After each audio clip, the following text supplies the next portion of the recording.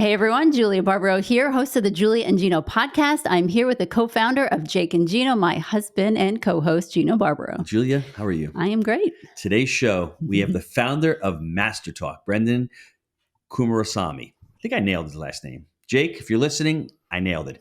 Starting petrified to post his first YouTube video, he was determined to overcome his limiting beliefs and provide value to others. Sounds a little bit like my wife, huh? She has some limiting beliefs, and all of a sudden she started creating a ton of value for people. That's right. He now coaches executives and entrepreneurs to become top communicators in their industry. Without further ado, welcome to the show, Brenden. Gino, Julia, the pleasure is mine. Thanks for having me on. I'm excited you're here because I hear about you, Brenden. You've been working with my husband about communication. I have one question before we actually start. Just one question. It's an important one, and it's the only one I wrote down. So that's how you know it's important. Should I be concerned that my husband constantly says I need to practice smiling? Yes. I can answer that with Brenden answering that. Yes. Yes. Does that say a lot about our relationship is my question. I'm just a down person. Maybe I don't smile as much as I should. Okay. What Brendan's going to say is, Gino, or he should say, Julia, do you make Gino smile? Or are there things that you should Brenden. do? Well, okay. Okay. Yeah. I'll let Brenden answer the question. Brenden, please go ahead and answer that question. I just love being on the show to watch both of you be in a relationship. I think it's really fun for me. It shows you what true love is. But yes, I think smiling is definitely something I pointed out for Gino. I just think you have an incredible amount of patience to deal with Gino, Julia, on a daily basis. So that's whereas in general, as human beings, because obviously both of you have a long history together, so yes, it's fine. We do. Right. But for somebody who's new to somebody in general, if you meet somebody on the street and you're like, hey, how's it going? Yeah, how are you? Yeah, my name's Brenden. My name's Gino. My name's Julie. They won't particularly resonate with you too much because you don't really look excited about life. So yeah, I did challenge Gino quite a bit to smile a little bit more. Just a little side note. There's little notes all over the place with a little smiley face. I got one there. I got one there. I got one here. Again, they're all over the place. And I still don't smile as much as I should. But I'm here, so you smile more when I'm here. Baby. Yeah. Okay. Brenden, the only important thing. You made an important point. We had Jake and Gino Masterclass today. Every Monday at 12 p.m. we bring on experts. Brenden was on today. Mm-hmm. And one thing that really stuck out with me is when you're on Zoom and somebody's talking to you, smile. And most of us, honestly, we don't, because we don't think we're thinking. We have got game face on. We're like this. Talk about that, because it's really, really important. Even to start off, when you're starting off, your Zoom call with your team members and you're a leader, you want to have the influence, you want to have some persuasion and have the great communication. Walk us through what that looks like in Brendan's world. Absolutely, Gino. And there's two great parts here. One is a tip that we haven't really talked about that much that I'll cover today, which is there's two parts to remembering the smile. So one is one that you've already implemented in your household, clearly by Julia's feedback, or there's a bunch of post-notes to say to smile. But there's a second way you can implement this too, which is you put a picture of someone or something that makes you smile. So you mentioned that your wife makes you smile a lot. So if you put pictures of your wife everywhere, kind of replace the post-it notes, it helps with that as well. So you said the picture of her makes me smile. I never said that. Let's not make the assumption here. He uses one of the kids. Let's just be honest, and that's okay. I'm okay. I would do the same if I needed to remind myself to smile. And Brenden, you'd said something today on the class, which was when you're on a Zoom and you're participating or you're just listening to Brenden speak. Make sure that you smile. Make sure that you're present. Make sure that and even when you're speaking to your kids, you're listening to your kids. You're like, as in, if you show up the way you show up, that's important. Let's dive into that. And like I said, let's go into how to start that conversation. Remember the leader A and then the leader B. What are the differences between that leader A, who's just showing up a certain way, and leader B, and whether it's the different energies, the different tonalities, the different facial expressions. Let's go over that. Absolutely. Couple of great points here. So the first one is, why is the smile important, especially with younger children, since we're talking about kids? The reason is because most human beings respond through nonverbal communication as opposed to verbal. So we say this all the time in relationships. When you ask somebody how they're doing, they're going, yeah, I'm fine. But their nonverbal communication is telling us something completely different, which is, hey, by the way, I'm not fine. And you need to either leave me alone or ask me more questions about it so I open up more. So with younger children, obviously, they don't have the verbal communication capacity yet to convey ideas, even if they wanted to. So a lot of the way we should communicate with kids is through nonverbal. So if you go, how was your day? Going back to leader A versus leader B, if leader A goes, how was your day? And leader B goes, how was your day? There's a very big difference. And those key differences are, one, the smile, two, the vocal projection. So like leader A, there's a lot more vocal projection. There's a lot more, hey, how's your day going? They're showing that smile. Whereas leader B is saying the same thing, how is your day? But they're conveying that same idea in a way that's not really exciting. So the emotion that they're trying to communicate is not mirroring what's on their face. So those are the key differences.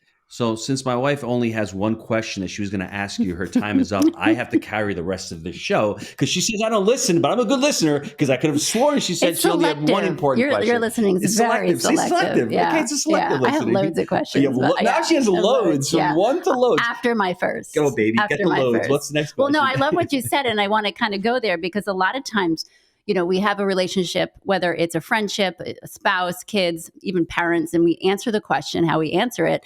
And we ask the question, how we ask it, and then we get irritated by the other side. You ask your kids when they come home, how was your day? Good, great. And then you move on. And it's a problem because we don't put the effort into finding out really how their day was. Are we actually interested in them? Are we interested when we just say, hey, how's it going? We're not really. It's just a it's like a transitionary question. Yes. Yeah. And so when we talk about like, how do we get a better question to ask, and tell me what to do. Everyone listening, we all do. Hey, how's it going? How was your day? Brendan's going to give us a secret here. Go ahead, Brenden. Absolutely. The secret to life. Let's hope it's a good secret. So there's two parts of how we can tackle this. So one thing I want to point out before we get into those two things, team, is the idea that it's okay to ask, hey, how's it going? Because it just starts off the conversation and you go into something more exciting. So that's fine. But there's other ways on how we carry the conversation after that first question. Mm-hmm. So with kids, one thing I like to do, I don't have kids of my own yet, but I'm sure I will at some point. But I do this with a lot of my nieces and nephews. I was in Toronto last weekend for my niece's first birthday. So a lot of the kids were running around like 5-7 years old. So you can ask a question like, what was one thing you loved about your day and one thing you hated about your day? So what you're doing is you're forcing them into a specific frame. This is what we call framing in conversation. So instead of asking something super, super open-ended, you ask something very specific. So someone who's like a tired 9-year-old after school, they don't want to answer, how was your day? Yeah, it was good, Mom. Like, because they don't want to bother you. They're like, yeah, whatever. Like, yeah, Dad, it was good. And then just move on. Whereas if you ask something like, hey, what was something you liked and what's something you hated, it forces them to think, and then you respond with a follow-up question. So let's say they go, oh, Dad, one thing I really liked about my day is I played baseball with my friends. Oh, cool. Tell me more about that. Tell me more is one of the best questions to ask people because it makes them feel special. Well, nobody asked me to tell me more, so I'll talk more. That's option one. The second option you could do, and speaking of options, I'm losing my train of thought here. What was option 2 again? So tell me about your day. And oh, yes, is asking generalized questions that are general but not asked a lot. So one thing I ask when people meet me in person and I don't know them, I just ask them a simple question: what are you excited about the most in your life right now? Instead of saying, how's the weather? And when you ask that question, they go, well, I guess what's excited about me is X. And then you just go, tell me more. And then the conversation ensues. I have to say one thing. I've been speaking with Brenden for the last several months, and I've never heard him say, I lost my train of thought. And I can only say it was my wife's fault. You see what I'm saying? I've never heard Brenden say, hold on. That's because, you know why? Because I'm smiling when he's talking. So he's like, oh my gosh, she's smiling. I'm not used to that. You're dazzling him. Is that what it is? He's like, oh my God. So honestly, I did this show mostly to meet you, Julia. That's what I told you. And Brenden, it's one important what you really did, which was really phenomenal. You said, I lost my train of thought. You didn't go crazy. You paused for a second. You recollected yourself. Right. and you caught yourself. And if you didn't remember, the worst thing you could have said is, hey, Julia, I didn't catch the second part of the question. I was so engrossed in asking the first part. So that's just, I think, another tip that you can do is don't be afraid to say, I don't know. And that's for anybody trying to raise capital. That's anybody trying to close a deal. You can't know everything unless you're Julia. And if you don't know everything, it's okay to say, hey, what was the question again? Or I don't know. I'll get back to you. But give us some big things you see people who make mistakes when they're communicating. I mean, when they come into your class, I mean, I saw the transformation from week 1 to week 13. And it was really simple stuff that people did. They had no idea the things they were doing that were completely, you look at yourself 12 weeks later, you're like, I can't believe I was that person 12 weeks ago. And there's just minor little tweaks. What are some of the things that you see people make transformational, things that they change in their speech? Of course. First of all, super grateful you took the class, and super grateful for your kind words as well. I'm glad you enjoyed it. So yeah, couple of points there that you had mentioned. One is really, what is the big mistakes that people make? So let's summarize this down into my 5 levels of speech. So what are the 5 levels of speech?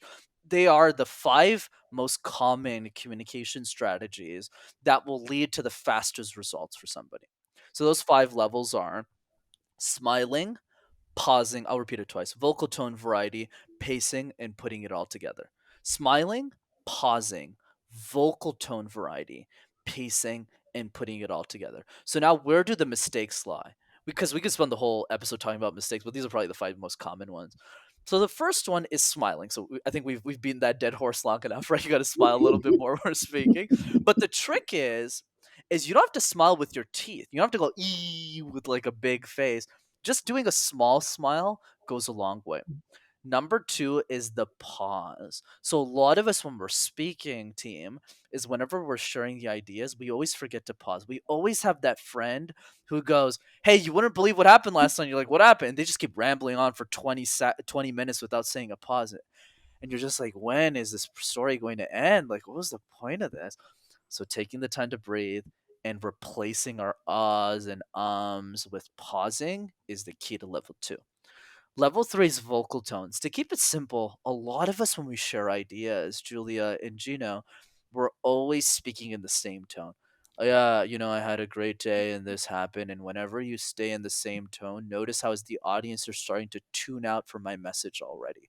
So what you want to do differently is change your vocal tone a little bit more. Go high a little bit more. Go a little low. So when you start talking about your day, it becomes more of a roller coaster wide of interest versus being stuck in traffic, right? So that's number 3. Number 4 is pacing. So a lot of coaches, I feel, give the wrong advice on this, where they always say the advice is to speak slower. So for somebody like Gino, who has more of a New York style of speaking, this is really good advice, because everyone in New York, rightfully so, because the nature of the city, it's like, go, go, go. It's like, hey, this is what's happening. This is what's happening. So everyone is trained to speak really fast. And I've seen that a lot with my New Yorkers. So for them, speaking slowly is the right advice. But if you're slow all the time, when you're speaking, eventually people lose train of thought. So the key is to do both. Speak a little faster sometimes and speak a little slower. And those are the 5 big mistakes. And then the 5th one is just doing it all of at the same time. So you're hitting me. I wasn't hitting. I put my finger. We have this code. Usually I push him over. I push him over. It's like a secret code. That's her communication. Is like she hits me. She doesn't talk to me. It's a slow push over. Did you want to talk? I just wanted to say one thing that I really appreciated when we had one of our calls about 3 weeks ago. I got on this big energy, and I'm speaking to someone who does not mirror my energy. And kinesthetic is very important. It's being aware of the other person. And I don't think you have to match them the whole time, but maybe start out by matching them and then be variety. And that's probably done with vocal tones as well, as speaking higher, having more energy, and then pulling it back. You should speak to that a little bit, because that is so important. I was caught off guard. I'm just a happy, energetic person when I get on Zoom. I can be infectious. I'm excited, especially when we talk about real estate. I'm going crazy, personal finance, but the person next to me may be a little bit more quiet, maybe a little bit more audible. And they're like, dude, what have you been smoking, bro? Can you calm down a little bit? And I don't want to convey that, but that's what may be coming off with the energy that I put off. 100%, Gino. And I'm glad you had the humility. That's what I've always appreciated about you. Side note, you have such a humility like about you. Like even when you're already super successful, you always ask yourself what the next level is. So what is Gino referring to for the team? So what he's referring to is a really advanced notion of communication, which is called the mirroring. So I push this a little bit further where I say that the best communicators on the planet are not just good at speaking out loud in a presentation, they're also really good at changing and shifting their energy profile based on who they're speaking to. So a good example is because both of you are great examples, because both of you have completely different energy profile, just based on the conversation so far, just based on my limited data. So obviously Gino's really the outgoing person. And by the way, Jill, I'm sure you're outgoing too, Okay. but it's a different energy. It's not like, hey everybody, let's go for a party. It's more, hey, let's do this. It's going to be great. So if I was on the show just with you, Julia, I would always talk in this tone. I wouldn't yell too much because naturally the people who would resonate with you on a podcast would probably be people with the same energy profile. So that's one piece. The second piece is based on who I'm coaching or who I'm interacting with. It's not even about coaching, it's just human being. I'm always changing my energy. And a lot of people might say that this is fake. I disagree. I think it's about having empathy to meet people where they're at. So going back to Gino's example, the setting that he was talking about is like we were practicing listening together. So everyone's talking about their goals, and the person he was communicating with is a very shy and introverted person. So when Gino started talking, he was like, "Hey, let's do this goal. Okay, what's the next goal? What's the next goal?" And you could feel the overwhelmed on her face. It's just Gino doesn't realize it because he's focused on like helping her, right? So it's not like a bad thing. He just doesn't, he isn't aware of it. So, but you can feel the energy profile. Whereas when I'm talking to her privately, I'm always talking to her this way. Hey, how was your day? What was the highlight of your? Whereas when I'm talking with Gino, I'm very New York style. Hey, Gino, you didn't do these 7 things this week. We got to get these 7 things done. Whereas when I'm meeting Gino's wife, which is you, Julia, I go, hey, how's your day, Julia? I hope you're doing well. It's just here I'm switching back and forth because both of you are kind of in extremes, and I'm kind of meeting both of you in the middle. But that's the idea. So how do you do this on stage? When you're on stage and you're talking to a crowd and you want to be able to hit the video, the auditory, and the kinesthetic, all three, are you switching between all three in the presentation? Excellent question, Gino. So in keynoting, it's different because you have a wide range of people. So the advice changes one-on-one, small group to keynote. So to keynote, what you want to do is exactly what you suggested, where you actually operate out of all the frames. So sometimes when I'm keynoting, I'll start with, and then this happened, and then I go back to my childhood. If you go back to my childhood, something happened there that I want to speak to you about. So I go to every mode so I can resonate with as many people as possible in the crowd. So in a keynote style, the catch is you kind of throw a wide net and you try and catch as many people as possible in the net. Whereas if you're in a small group like we were a part of together, Gino, or we're in a one-on-one situation, now you're really changing your energy a lot more. So in like a coaching program, there's 10 or 15 people in the group. I'm actually changing my energy profile based on who I'm speaking with in the group. And the example I used in class was everyone who's sending me videos, I'm coaching them completely differently. Whereas when pure one-on-one, it's just who that energy profile is, and you're just adapting to that one person. I know you know the gentleman named Vin, who's big time speaker. In one of his classes, one of his lessons, he talks about the different archetypes. I know one is the coach, whereas Tony Robbins is always in coach mode, pointing, yelling, screaming. The other one is teacher mode. I forget there's a couple other, and I try to remember those as well and try to dive into each one of those. I don't know if you saw the lesson today at 12 o'clock. Jake has got a different personality than me. I wish he would become a little bit more of a storyteller. He's a little bit more too abrupt, to the point. He doesn't flush it out kind of thing. And I'm trying to be like a little more touchy-feely, and it works really well. But I think when I listen to Vin, it's really cool how he says, if you notice Tony Robbins, he's always screaming, he's always yelling, which is great energy, and that's what he's trying to do. But for 4 days, it's probably why he burns out. But as far as like when you go into the teacher mode or you go into that, I think it's important that you just put that in your brain, like you say. Absolutely. And I love Vin's work, and I need to study that module and more do that you brought up. So send me that link. I'll definitely watch it. But the only layer I'll add on top of Vin's brilliant thought leadership on this is what a master speaker can do is they can jump into any of those modes. Yes. Right. Like an example of me last weekend is I was with my family. and my family's amazing, but they don't really, invest in themselves. They don't really do like coaching and all that stuff. So Brenden ain't the coach. Because if Brenden brings Coach Brenden and says, "Hey, what are your goals this year?" everyone's just gonna get annoyed. It's like, come on, bro. Like, can we just go to the aquarium and enjoy ourselves? Like, and we went to an aquarium. It was nice. Mm-hmm. So when Brenden is in that situation, I'll be family Brenden, right? I'll just be, "Hey, I don't want to talk about MasterTalk. We don't talk about my accomplishments. We don't talk about what I did. We just focus on, hey, what's everyone else is doing and just jumping up and down playing with the kids." That's the key, right? So the main lesson is what master communicators are able to do, and this is hard. It's easy to say, but not easy to implement, is they're able to assess what type of setting they're in, and they're able to change modes based on where they are and what they're doing. So if I'm coaching Jake on speaking, not that he needs it, but if I was coaching him, I would be very, very serious with him in the coaching. "Look, I know you don't want to do this, but you need to focus here, and here's why, and here's how it's affecting the business. Here it's affecting." So I'd be very a doomsday with him. "Hey, if you don't do X, Y will happen." So that's how I would communicate with him. Whereas Gino, it's still that way because he's still like results oriented guy, but it's going to be a mix. It's going to be that, but it's also, hey, let's have fun in this journey too. Not everything has to be dry and cut out. And then when I'm talking to someone on the complete end of the spectrum who is deathly afraid of speaking, "Hey, why don't we try one random word exercise together," which I'm sure we'll cover today. Well, why don't we try one little exercise and let's see what we can do. And I remind them how powerful their voice is. So I'm still the same Brenden, but I'm changing my languaging to make sure that as many people as possible are comfortable with me. And one last point, isn't it also the outcome that you're desiring? Like if I'm on a week lesson, and I want to sell something, I want to have that energy. And even if the people don't resonate with it, you can still pull back and pull forth. And that's why I always joke around with Jake on the call. I was talking to him about obligations and all, and he just doesn't want to go there. It's the funny how he just stopped. And I'm like, that word is powerful. If you're obligated to do something, you're not going to show up with your best energy. And he's making sort of excuses and squirming in his chair and he's uncomfortable. I love that, bro. That was like worth the price of admission. I'm just saying that was just an amazing point. So yeah.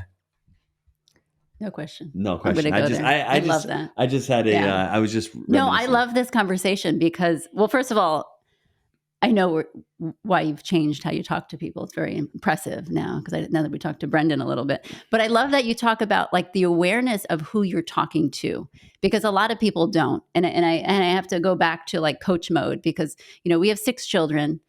They all like to talk. I think we taught them well on how to answer questions. They all like to eat too. That's the problem. Yeah, right. They eat good food, but they do cook. They like to cook. So that's a big plus. And so sometimes it's hard. Like I'll say, "Hey, how's your day? How's your day been?" And they'll actually tell me the whole entire rundown of which is great. And I love it. Times 6. But there are times where I'm almost in coach mode of, okay, all right, well, what do you got to do? And you have to be aware of their reaction. Like you were saying, when you talk to children, especially, I think sometimes we're always in like helping other people and we're not paying attention to their reaction to you. Because that's so important. Sometimes they don't want to be coached, and I always give this big thing like, "Hey, do you want me to just listen, or do you want me to help you solve this?" Because I give people that some people just literally need to talk. She never says that to me. I said it to you one time. And I'm like, "Wow, this really works." I tell people this all the time, and I'm like, "Let me try it myself." And I'm like, "This is amazing." Remember, I came up to the office that time, and you were like upset. That one time, Brenden. And you're like, "I just need to talk." I'm like, "All right. I'm ready." So yeah. So I love that you pointed that out. And also like, what the setting? What setting are you in? Because a lot of times my husband, like I remember years ago when he used to work at the restaurant, he was in boss mode. I mean, he was telling everyone what to do all day long. And sometimes he would come home and the kids would be like, "Oh my gosh, Dad's like mad at me for, he's like, did you go do this? Did you do this?" And the kids are like, "Oh my gosh." He was always in boss mode because that's what he had to do. He didn't realize, okay, now you have to get into father mode and you have to actually listen. And so it's really hard. So what if someone's listening right now and they're like, "Yeah, I'm always in that one mode all the time because that's what I'm used to." What advice do you give them? Like, what's like one little step that they could take away right now? Absolutely, Julie. And a lot of couple points you brought up. One, the reason I can coach this so well is because I had the same problem. I used to be boss mode all the time. But with my kids, it was with my sister. because I live with my sister and my mom.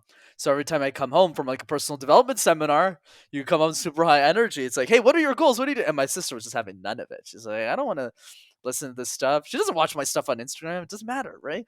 She's just like, yeah, just like my brother. And that's cool.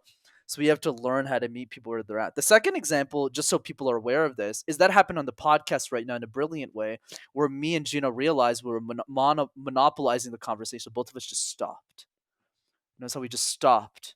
And there was like a quiet for 2 seconds, and then Julia jumped in because we both realized, that's why Gino's gotten super good at this, that wait a second, oh, Julia's not talking anymore. And I've gotten hypersensitive to those things as a comms coach, right? So that's the second piece. Is sometimes awareness is not really about being perfect all the time. Is you kind of just you just have to look around.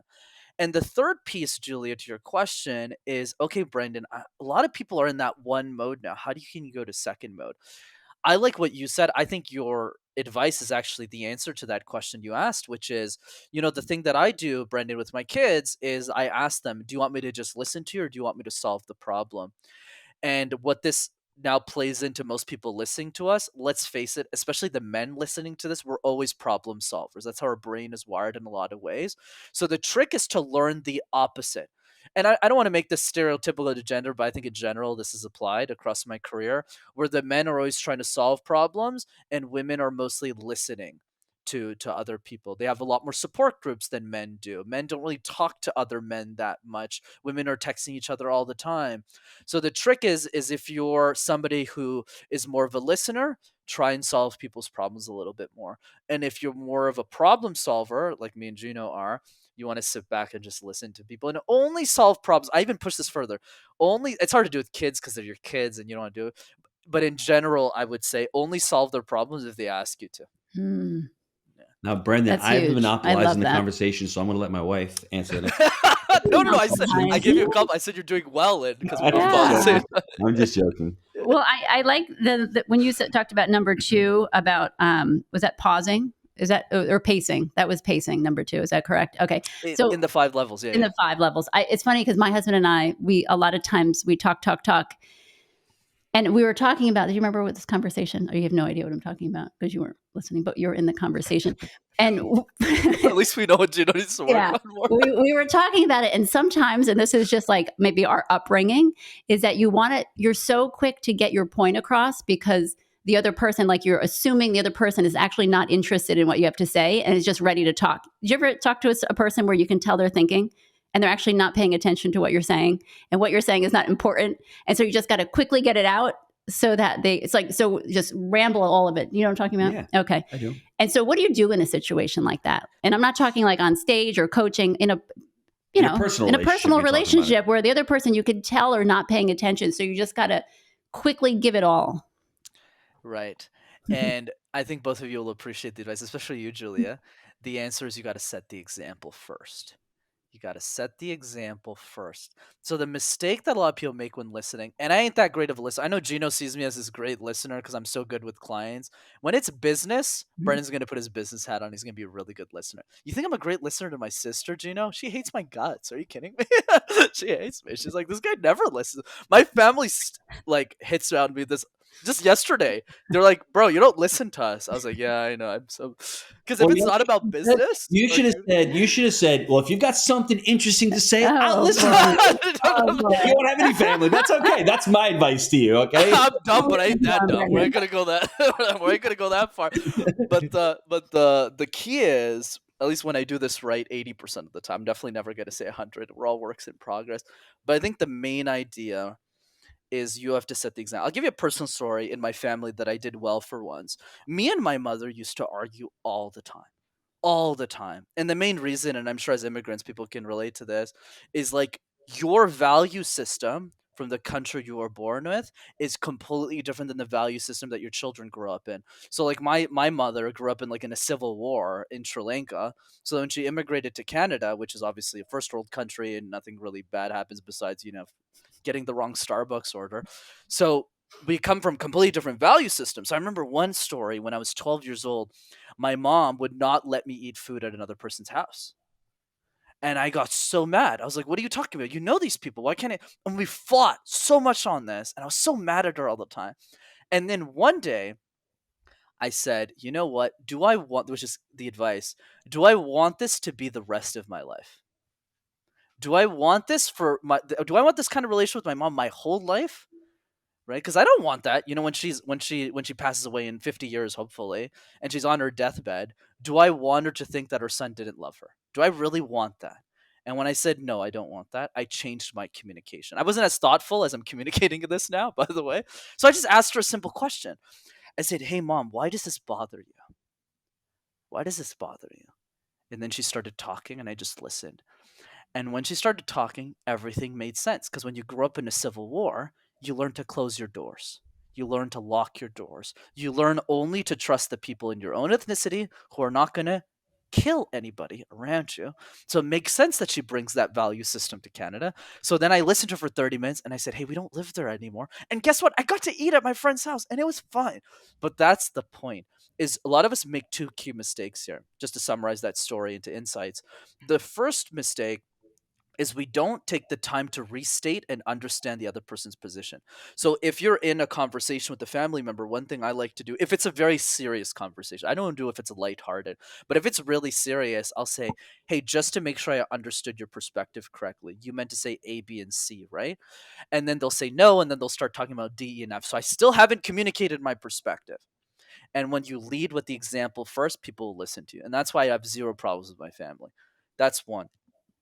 And then the second piece is and this is something I've recommended everybody I teach to do, is to really write down a relationship vision. A relationship vision means, and a lot of people just do this in romantic relationships. I don't just mean romance here. I mean every relationship that's valuable to you. What would the ideal relationship look like with your mother? What would the ideal relationship look like with your sister? And me taking that time to just reflect on that in my mind has led to pretty much zero arguments. I can't remember the last time I argued with my sister. That's great advice. I just want to just say really quick. We got on this podcast. I wasn't sure where it was going to go. This is you awesome. You didn't have any questions, of course. I had the one question. How do you know where it's going to go? You weren't going to ask many questions. So. No, because this is such an important topic. I feel like this helps every. I mean, when you work on your relationships in life, when you work on your business relationships, your children, your mom, that's when you can do things. Forget about the success and money for a second. It's when you are happy at home, when you have a solid foundation in your family life.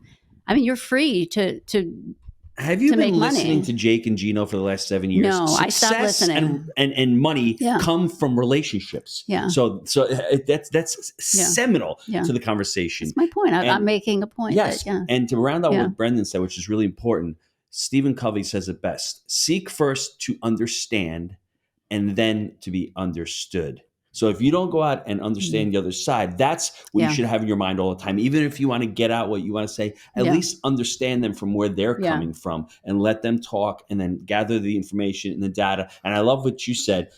Let me know, am I hearing you correct? Is this what you're saying? So it's a great Chris Voss technique where you're actually mirroring back what they're saying. And you could even use the last 3 words of a sentence just to recapture what they're saying back to them. And it also signals to them, oh, wow, Brendan's listening to me. And that may be what they need to be able to say, no one listens to me. That's why I have to get this all off of my chest as quickly as possible, because no one listens to me. Wow, this Brenden guy is pretty cool. He's listening to me. So maybe I can be a little bit vulnerable, a little bit transparent, and a little bit vulnerable with him and just listen to his side. So I think that's important as well. And I too, when you do talk to someone, when you are listening, I want to talk about your reaction.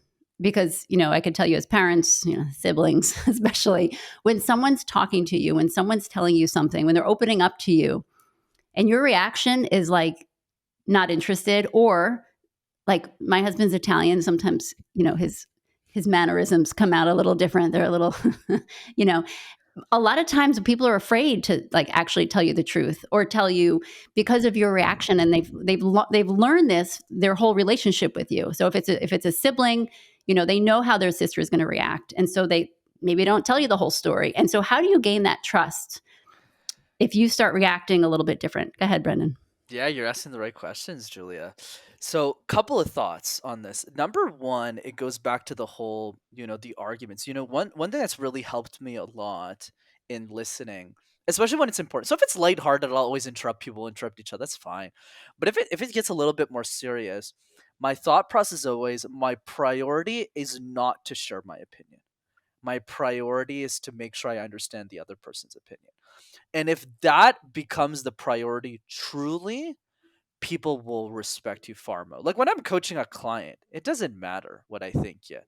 I need to mostly understand what's in your world right now. Why are you struggling with the smile? What's the backstory behind your calls, behind who you are? And it's that priority that makes people want to then listen to your perspective. So that's an easy way to change the prioritization. The second one is, how do you practice this on a day-to-day basis? Easier said than done, right? Because especially with personal relationships, and I'm guilty of this, with personal relationships, it's actually harder, counterintuitive to most people I know, but it's actually harder. And the reason is because you can't leave these people. It's the same. So it's very easy to open up to a stranger when you get used to it, and you tell them all your life problems, because deep inside, you never have to really talk to them ever again. And that becomes freeing. So the advice then becomes, practice this with the easiest issue and the person you're the most comfortable with talking to. So for me, it wasn't my family at the beginning. It was my best friends. So I actually do this every quarter with one of my friends. It's super random. He owns like an infrastructure consulting business in Brazil. And I met him in Montreal, then he moved back to Brazil. And I'd have like 6-hour calls with him every quarter, and we just listen to each other's problems because I'm really comfortable talking to him. He's very low stakes. He doesn't come from the same background as me. He doesn't know anyone in my family, and it's cool. But for you listening, it might be a sibling, it might be somebody else, and you want to try and argue over the easy things. I want to start right away with where should we move? What should we do with our life? I would start with like, what should we do for dinner? Like, if we can't figure that off like in a really easy, gentle way, then we can't move on to the harder issues. This is what we call practicing the muscle of negotiation or of communication. And then through that, your muscle gets better over time. So like at the beginning, when I was, I made it sound super nice. I think I put myself too much in a good light here. When I was 15, I was going like, why? Why does it bother you, mom? Obviously, it wasn't like that. I was like, why does it bother you, mom? Like, I don't get it. Like, it was more like that, right? And then over time, okay, I realized that my mom's a very shy person. She's very introverted. She would never come on a podcast like this. If you met her, she's like a very petite lady. So like now when I talk to her, I don't talk to her in my regular voice, just as a friend, like just as a, hey, how are you? I don't go like, good morning. I go like, hey, good morning, mom. And then I go downstairs, right? So I change my tone. But these are things you learn over time. But the best way to get started, and I'll throw it back to you two, is to start with the 3 relationships you're the most comfortable with and that you value the most. Often it won't always be the same, but that would be the starting point. Yeah, that's great advice. Let's end the podcast with the random word exercise, because this is something that's actionable that people can actually take away and start practicing, and it's a few minutes a day. Absolutely, Gino. So let's recap, and then you can throw a word at me. We'll have Julia give me the word. So the random word exercise is pick any word you want. It could be something super random like hemp seeds or container or home, and create random conversations and presentations out of thin air. This serves 2 main purposes. There's many purposes. There's 2 main ones. The first one is, if you can make sense out of nonsense, you can make sense out of anything. So if you can talk about toast or socks or home, you can talk about pretty much anything you want, especially when it comes to your subject matter expertise. When you go back to real estate or Julia with coaching, you're just going to know what you're doing. You're going to be in your lane. That's one. The second piece is an unintended benefit of the random word exercise, which is small talk. So small talk at the end of the day is improv, where somebody's just asking you a bunch of random questions and you don't really know how to deal with them. So if you can talk about tissue boxes for 60 seconds, when somebody asks you about your day or what you do or just having random conversations, it's going to be really easy for you to navigate. So I'm happy to demonstrate. Team, Julia, go ahead and throw a word at me and I will do the Okay, I'm looking at a sticky note. So sticky note. Amazing. Is that 2 words? Is that okay? That's fine. She never goes. She always breaks the rules. No, it's fine. It's all good. It's all good. So sticky notes. Let's see how I do. It's Sunday evening, and I'm getting my thoughts together for the week. Mind you, I don't really do this every week because I'm not as organized as I might like to communicate out to the world. But when I do find time to put my sticky notes together on a table and really aligned myself to who I want to be and how I want to show up this week, it's really helpful to prioritize on what matters. And the problem with most of us in our life is we just run week after week after week without really thinking of the grander picture of how we should spend our limited time on Earth. So yeah, do I think sticky notes are great to prioritize your week? Absolutely. But I think sticky notes serve an even greater purpose that a lot of us seem to forget. That sticky notes help us organize our life's work. What would you like your life's work to be? What would you like to spend your time doing so that at the end of your days and on your final day, you'll realize that you accomplished everything that you wanted to do, both from a personal and a professional life. So I would encourage you to invest in sticky notes, whether it's a small box of sticky notes that you take and you put on your table, whether it's the virtual ones that I use on my computer, or whether it's just a notebook. Find a place to get your thoughts organized, because if you don't prioritize your time correctly, somebody else will, and it won't look that great. That was impressive. Yeah, it was excellent. So I have a question because Please. I'm curious. So when I said that, did you come up with a story, or you just kind of just went at it? Like, tell me your what was going on in your head there. I'm really curious. For sure. So the most important thing I always like to communicate at this question, Julie, because it's a good one, is the approach is you begin with no approach. So a lot of people, when they see me do it, they don't realize I've practiced this exercise 3,000 times. Not like 30 times, not 50, like 3,000 times. Mm-hmm. 3,001 now. Now 3,001, yeah, 372 or something. Maybe 3,002 because I did it a few hours ago too. But the idea is the first 100 times you do it, Julia, you'll get the word snowflake and you'll go, like, I don't know, I guess there's snow outside of my house. And you kind of just try and survive through it. That's really the goal.